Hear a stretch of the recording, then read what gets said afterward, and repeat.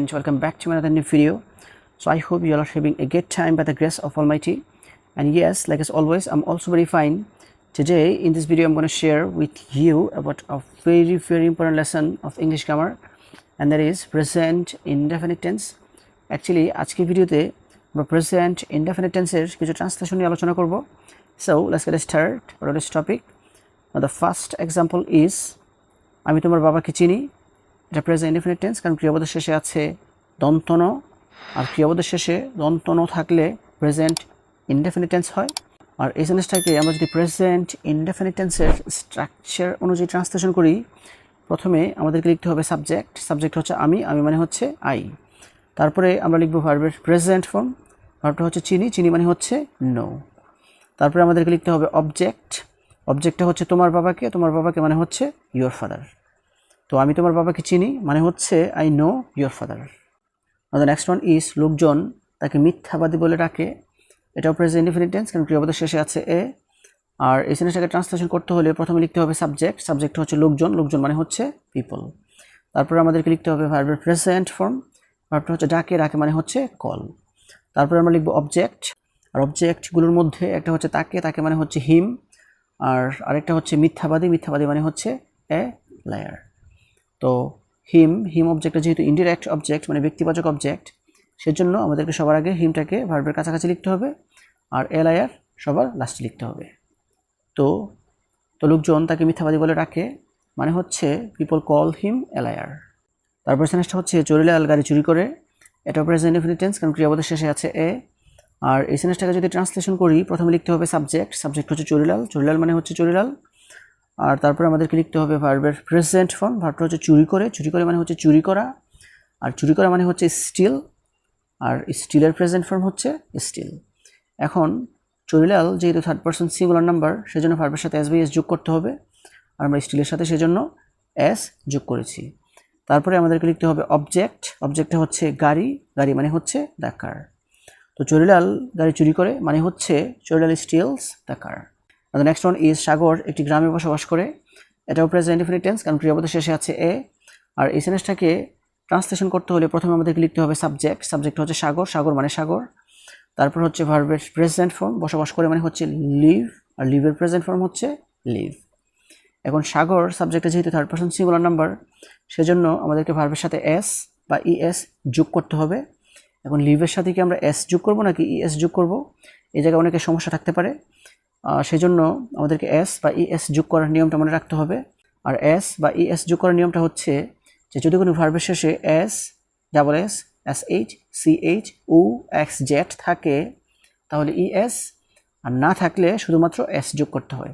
এখন লিভ এই ভার্বটার শেষে কোনো এস, ডাবল এস, এস এ C H, O X Z কিছুই নাই, সেজন্য আমরা এটার শেষে এস যোগ করেছি।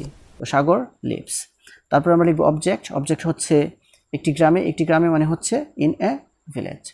সাগর একটি গ্রামে বসবাস করে মানে হচ্ছে সাগর লিভস ইন এ ভিলেজ।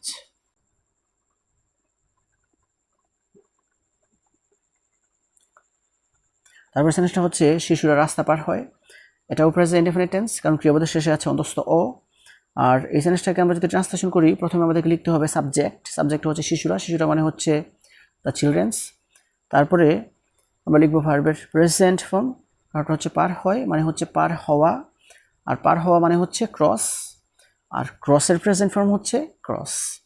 তারপর আমরা লিখব অবজেক্ট, অবজেক্ট হচ্ছে রাস্তা, রাস্তা মানে হচ্ছে দ্য রোড। তো শিশুরা রাস্তা পার হয় মানে হচ্ছে the children's cross the road.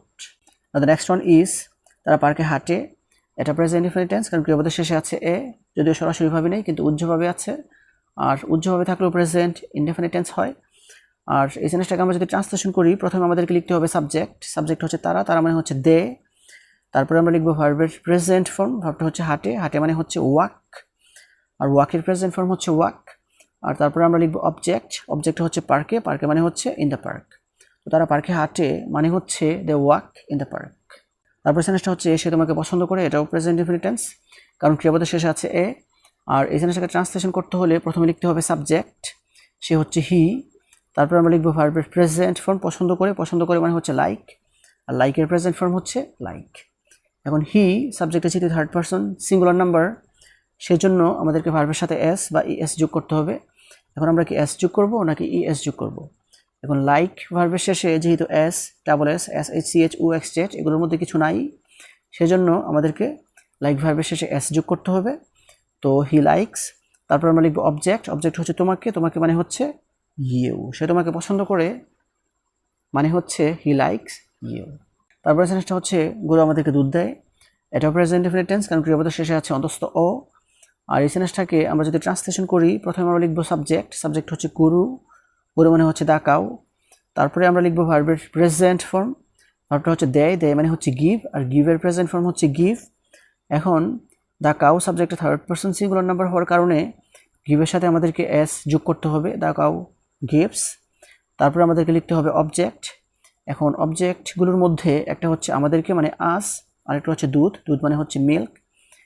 আর আমাদেরকে মানে আস, এই অবজেক্টটা যেহেতু ব্যক্তিবাচক অবজেক্ট মানে ইনডিরেক্ট অবজেক্ট, সেজন্য আস শব্দটাকে সবার আগে ইংলিশ ভার্বের কাছাকাছি লিখতে হবে। আর দুধ, দুধ মানে হচ্ছে মিল্ক, মিল্কটা ইংলিশ ভার্ব থেকে 2 নাম্বার দূরত্বে লিখতে হবে। তো গরু আমাদেরকে দুধ দেয় মানে হচ্ছে the cow gives us milk. So this is actually the sentences that I wanted to share with you. So viewers, I hope you understand this. If you guys really love this video, don't forget to like, comment, share and subscribe my YouTube channel. And that's all for the time being. See you again. All the best of luck. Goodbye.